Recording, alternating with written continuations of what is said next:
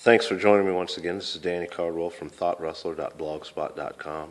And I usually take a little more time to throw some videos together, but last night I was reading a couple online articles about the Mike Brown shooting incident in Ferguson, Missouri, and I just felt compelled to put my pen to paper, so to speak, and write out some thoughts about it. And today I took the time to try to shoot a video.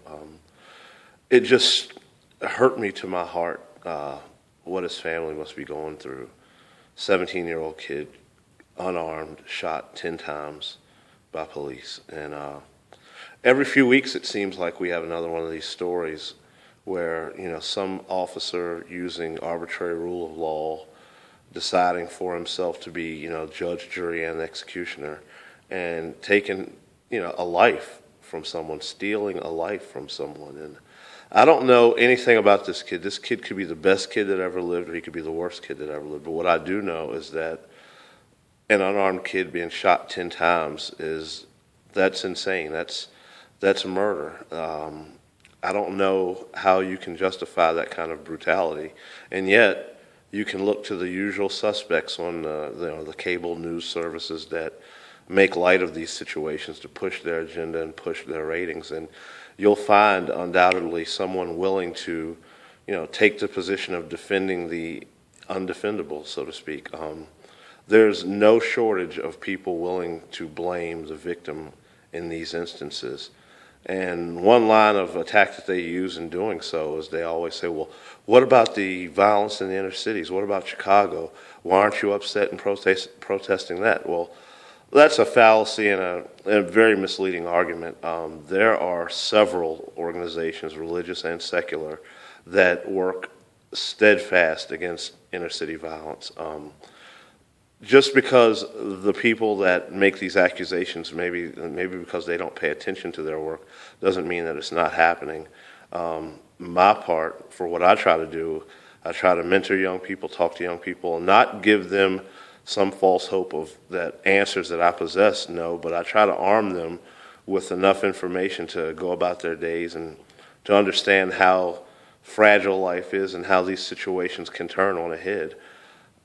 One reason that this is very important to me is that for almost 10 years I tutored kids, prison kids, trying to get their GEDs and in college programs. And before you break your neck applauding my efforts, it wasn't because I was some noble guy that showed up at a prison to work.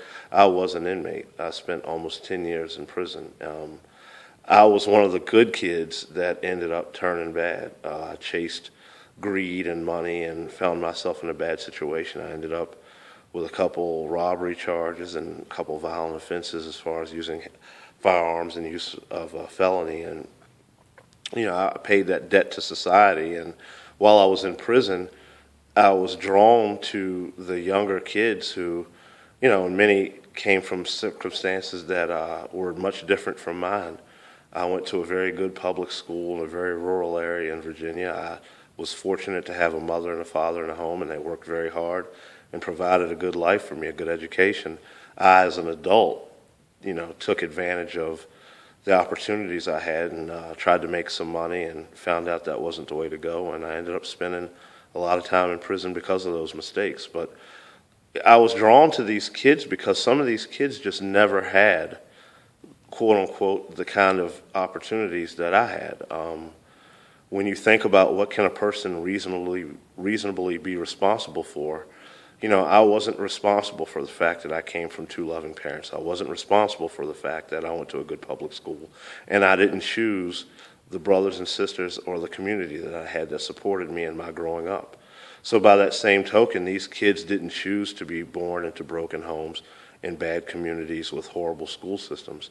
And so by the time they're 15, 16 years old, they find themselves inside of the juvenile system and on their way to incarceration. And what this has to do with that is it's the criminalization of these kids. These kids, before they're 18 years old, by a certain segment in society, and not just any certain segment, a segment of society that has considerably more power than them, has deemed some of these children, not worthy of life. They've taken away the fragility and the uniqueness that they were born with, and they've just been classified as criminals. And, like I said, this kid, apparently he was on his way to college. He was supposed to start his first semester in a couple days, and that's not going to happen now. And it just saddens me to think that, these kids, they're dodging obstacles in the street. They're trying to do the right things, and then to have someone that is sworn to protect their lives be the one that takes their lives. That's the irony in it.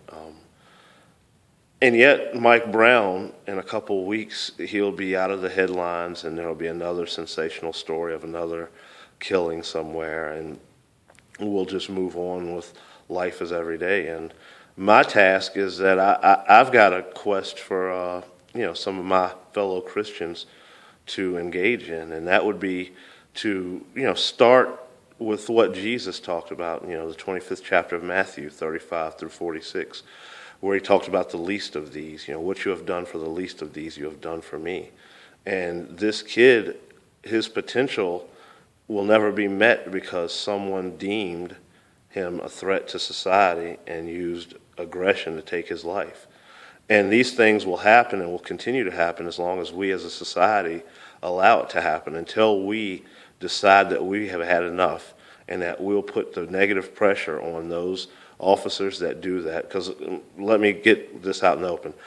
I know that all cops aren't bad. I grew up with some kids that ended up being officers of the law, and they support their community. They do the best they can. They coach Little League, and I don't for 1 minute believe that all cops are bad. Just like I don't believe that all black kids are good. There are some bad apples in every situation, and I proved that myself. But what I'm saying is that you can't have a class of people that before they're 16, 17, 18 years old have already been deemed not worthy of life, not worthy of liberty, not worthy of the freedoms to just grow up and, to find a life for themselves. I spent almost 10 years in a penitentiary surrounded by these kids. And what I learned is that there's some really good kids that just grew up in horrible situations, and I did the best I could to try to help those kids, and I continue to do that. I have a curriculum that I'll be teaching in February, hopefully, that will, it's about empowering yourself and trying to just, reconnect with those creative centers in your mind and, embrace education and maybe move forward, find a life for yourself separate from the streets, separate from the penitentiary, and separate from this criminal, in some sense, juvenile and penal jurisprudence system that we have. And it's just very important to me that, as Christians, that we would embrace this as we embrace other causes.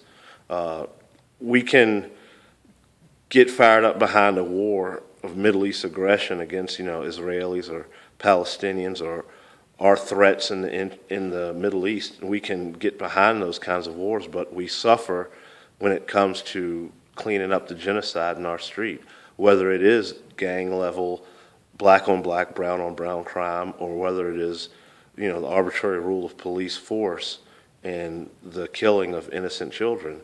And so that's my challenge. And I want Christians, I want secular folks, but I want especially Christians to get behind this. That blood that was shed on Calvary was shed for the remission of all of our sins, and it wasn't for the special or chosen people in this world. That was for all of us. That same blood was the blood that flowed through Jesus' ministry that when we take communion, that is the New Testament in our blood. And the challenge of this flesh and the challenge of our lives is, if we're going to call ourselves Christians, identify as Christians, then how do we serve those that are the least of these? How do we serve those that we're tasked to help and serve?